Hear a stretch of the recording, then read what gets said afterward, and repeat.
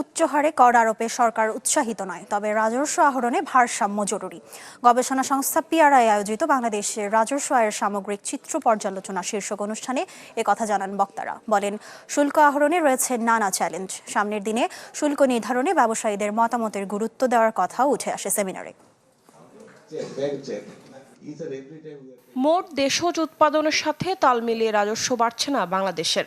রয়েছে নানা ফাঁকফোকর, যা নিয়ে নানা মহলের নানা মত থাকলেও এখন পর্যন্ত পুরোপুরি সুরাহা মেলেনি। প্রত্যক্ষ পরোক্ষ করের হিসেব আর অঙ্কের মারপ্যাচে বাড়তি গুরুত্ব সম্পূরক ও আবগারি শুল্কে। রয়েছে উচ্চ মূল্যের পণ্য আর সেবা খাত থেকে রাজস্ব আহরণের এক ধরনের বিশেষ ব্যবস্থা। তাই জটিল কর ব্যবস্থাপনা, মাঝে ধারা উপধারার চাপ আর পণ্যের দরের বৈষম্যে চাপের মুখে অর্থনীতি। ঢালাইয়ের সেরা প্রিমিয়ার সিমেন্ট। যদিও উচ্চমূল্যের পণ্য ও সেবা খাতের ওপর নির্ভরশীলতায় রাজস্ব সংগ্রহ থাকছে স্থিতিশীল। Is what we have right now, a very complex and very inefficient VAT system. It's not the ideal system, and I was leading this national task force on tax reform.